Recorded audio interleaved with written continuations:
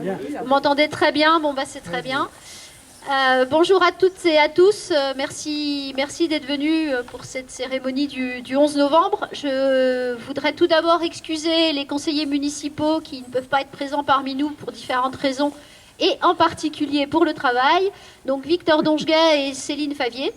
Et puis notre maire honoraire Pierre-Alexandre Privolt qui est excusé pour raison de santé. On va dire ça comme ça. Donc, je vais vous rappeler le déroulé de la cérémonie. Donc, tout d'abord, nous allons rendre hommage aux soldats de Villers qui sont morts pour la France avec les enfants du CMJ à la guerre de 14-18. C'est pas très français ce que je viens de vous dire, mais vous avez remis les phrases dans l'ordre. Et puis, nous rendrons aussi hommage aux soldats français morts au combat en 2021, comme il est de tradition dorénavant. Ensuite, Colline et le CMJ déposeront la gerbe. Nous partagerons ensuite une minute de silence. Et puis ensuite, on prendra la parole et on vous racontera différentes choses avant d'entonner la Marseillaise et de terminer par notre traditionnelle visite au cimetière. Donc, aux morts.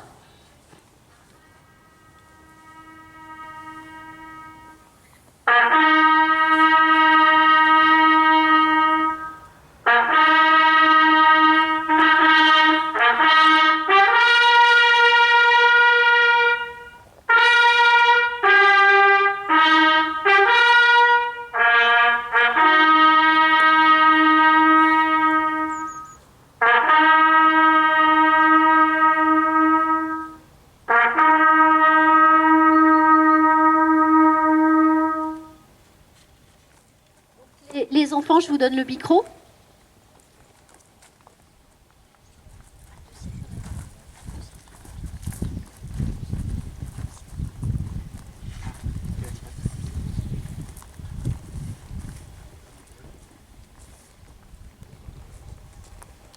Blouquetet. Mort pour la France. Fouteau. Mort pour la France. Gautron. Mort pour la France. Je vais vous demander de m'accompagner. Guedon. Mort pour la France. Pommeret. Mort pour la France. Cortot. Mort pour la France. Jarlot. Mort pour la France. Germain. Mort pour la France.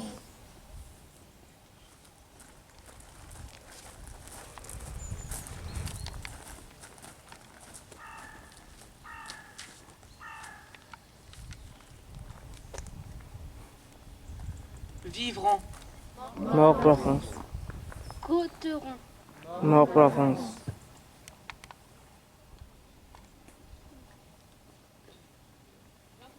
Lantenay. Mort pour la France. Bonardeux. Mort pour la France. Bergerot. Mort pour la France. Desarménian. Mort pour la France.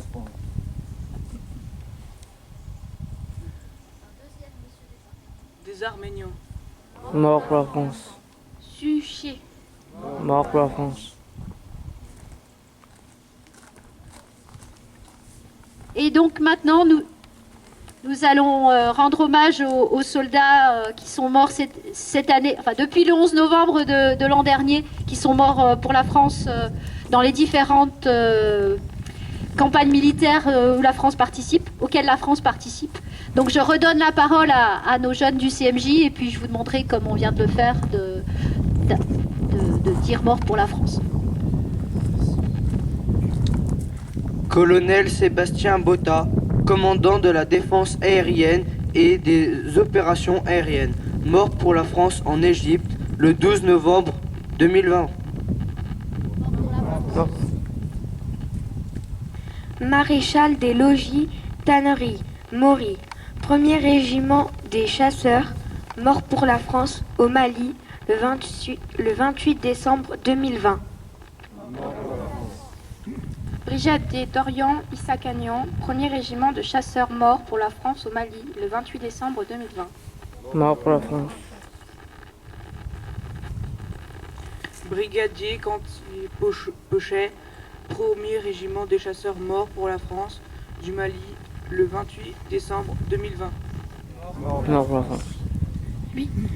Sergent-chef Yvonne Uni, 2e régime du Haut-Sar, mort pour la France au Mali, le 2 janvier 2021. Mort pour la France. Brigadier chef Loïc Rizet, 2 régiment de hussards, mort pour la France au Mali le 2 janvier 2021. Mort pour la France.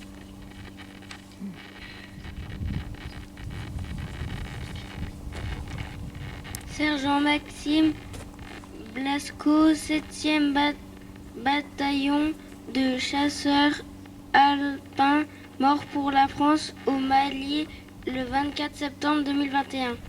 Mort pour la France. Je vous remercie les enfants. Donc Colline et Antonin vont aller déposer la gerbe.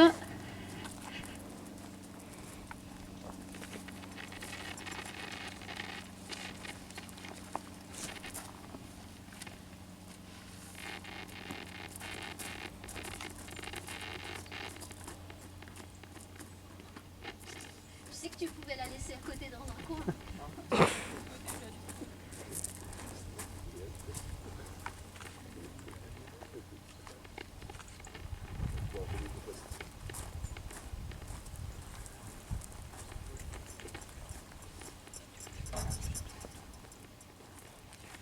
Je vais vous demander de prendre une minute de silence en mémoire de tous ceux qui se sont battus et qui ont donné leur vie pour la France ou qui sont sortis blessés.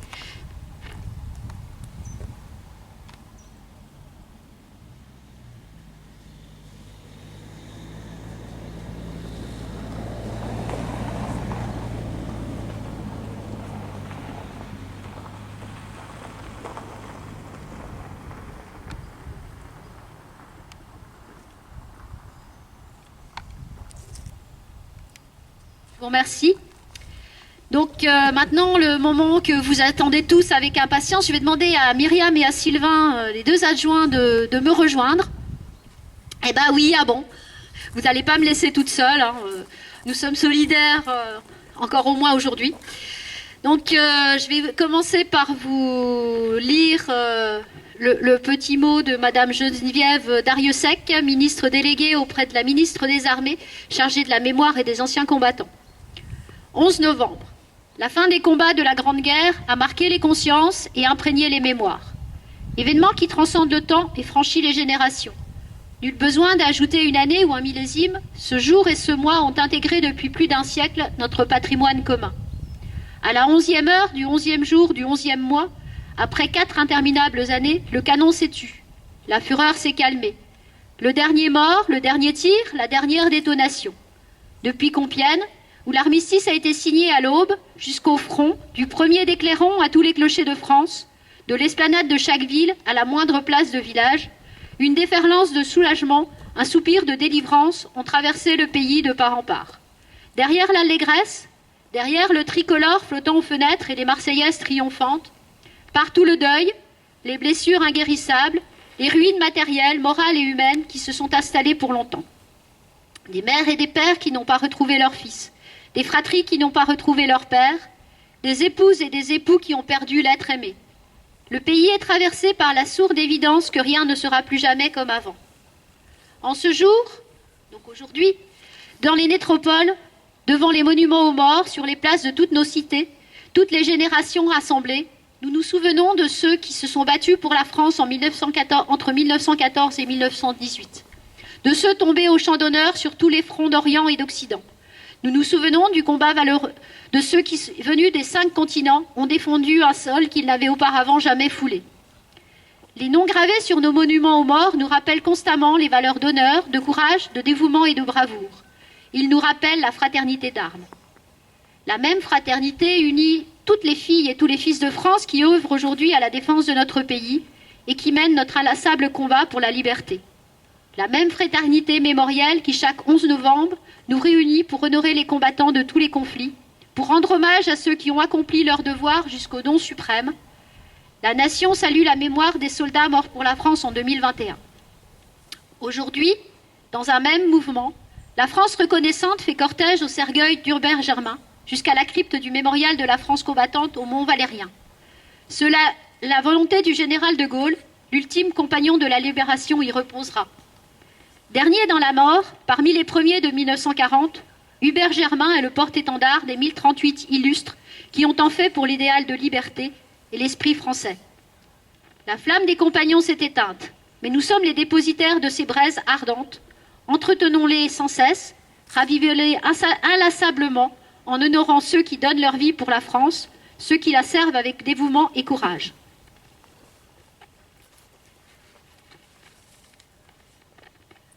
Alors, je vous ai lu de façon républicaine ce que nous demande de lire Madame la Ministre. Je vais maintenant vous lire quelque chose d'un peu plus personnel. Et puis, comme il est de coutume à Villers, un conseiller municipal qui est Mathieu, je vais l'appeler vers nous, ça sera plus simple pour lui pour après, nous lira aussi un petit mot qu'il a écrit. Le 11 novembre 1918, à 11 h, les clairons sonnent l'armistice. La fin des combats, mais pas la fin de la guerre. Cette guerre effroyable a provoqué de nombreux bouleversements dans notre société, mais aussi dans le monde entier. Guerre mondiale, elle a impliqué tous les continents par le jeu des alliances, mais aussi au travers des empires coloniaux. Guerre totale, personne n'a été épargné. Toutes les classes sociales, riches ou pauvres, paysans comme barons de l'industrie, hommes, femmes, enfants. La guerre est partout, dans chaque foyer, même lorsque le front est loin. Bien sûr, la France n'est pas occupée dans sa totalité. Pourtant, il ne faut pas oublier que cette guerre a dévoré une génération d'hommes. Les monuments aux morts sont là pour en témoigner. Toutes les familles recensent des morts, des blessés au combat. La mobilisation d'autant d'hommes bouleverse les structures mêmes de notre société. Les femmes sont mobilisées sur ce que les historiens appelleront le front intérieur. Les usines d'armement, bien sûr, mais aussi, et il ne faut surtout pas l'oublier, ce sont elles qui nourrissent le pays avec le travail dans les fermes. Nombreuses sont celles qui ont perdu leur santé. L'école, qui aurait pu être un sanctuaire, un havre de paix pour les enfants, est aussi engagée dans la guerre.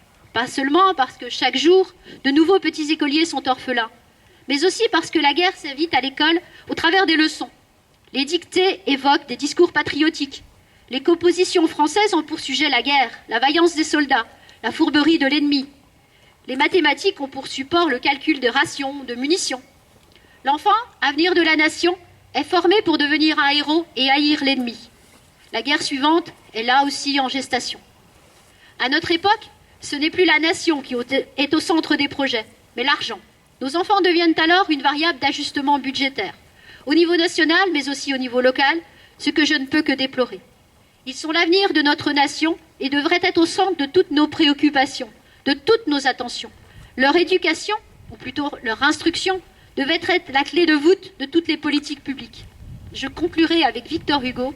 Chaque enfant qu'on enseigne est un homme qu'on gagne. L'ignorance est la nuit qui commence la Bible.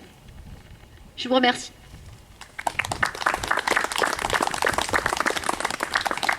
Et je vais donc donner la parole à Mathieu.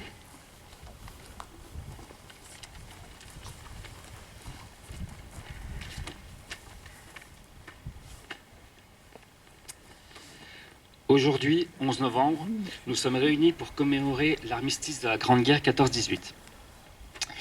Quand Isabelle m'a demandé de préparer un texte pour aujourd'hui, chose qui pour moi n'est pas dans mes habitudes, j'en ai parlé avec mes deux grands garçons. Je leur ai demandé, ça veut dire quoi pour vous la Grande Guerre et l'armistice?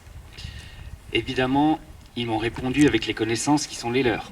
Les Français, les Allemands, les chars, les avions et la fin de la guerre. Je leur ai répondu que l'histoire, ce ne doit pas être pour eux qu'une matière avec un prof, des cours, des dates à retenir et des notes à la fin du trimestre. L'histoire, c'est apprendre et se souvenir des choses passées et surtout retenir des erreurs du passé. Retenir que l'être humain peut être à la fois l'espèce la plus intelligente et la plus charitable et aussi la plus stupide et la plus cruelle. Pour revenir à ce qui nous réunit aujourd'hui, il y a 103 ans, le 11 novembre 1918, dans un wagon-restaurant en forêt de Compiègne, fut signé à 5h20 du matin l'armistice entre les pays alliés et l'Allemagne, mettant fin à ce qu'on appellera la Grande Guerre. le cessez-le-feu était fixé pour 11 heures du matin, ce qui n'empêcha pas certains généraux de lancer une ultime attaque. Dans cette matinée du 11 novembre 1918, près de 11 000 hommes perdirent la vie, dont certains seulement quelques minutes avant l'arrêt définitif des combats. Sur une période de 4 ans, la Grande Guerre fera 18 millions de victimes à travers le monde, dont 1,4 million de Français, ainsi que des millions de blessés. Elle laissera également un sentiment de vengeance et les prémices de ce qui donnera la Seconde Guerre mondiale. Même s'il ne reste personne pour nous raconter l'horreur de 14-18, voilà pourquoi nous sommes réunis aujourd'hui. Pour honorer la mémoire, pour se souvenir, pour ne pas oublier tous ces sacrifiés, pour nous rappeler que la paix n'est pas un acquis, mais une faveur que l'on nous a fait, et surtout pour que plus jamais cela ne se reproduise.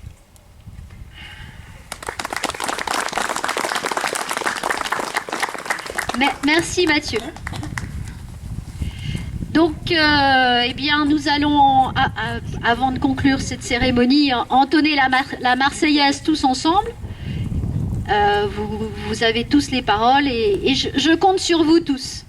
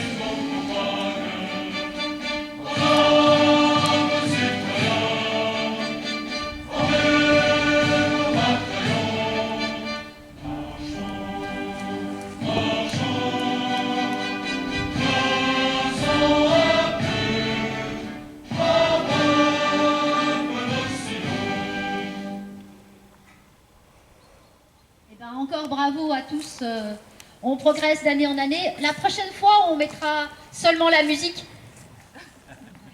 Comme ça, on pourra s'entendre tous. Donc je vais vous inviter à aller faire, comme il est de tradition à Villers, un petit tour vers nos illustres anciens et tous ceux qui ont donné comment dire, du leur pour que nous soyons aujourd'hui ici. Et puis, dans le respect des conditions sanitaires telles qu'elles sont, je vous inviterai, pour ceux qui le peuvent, à venir salle Georges Leluc, dans la cour et dans la salle, l'ancienne salle de classe, pour enfin partager le pot de l'amitié, parce que nous avons besoin, je pense, de nous retrouver tous ensemble. Je vous remercie.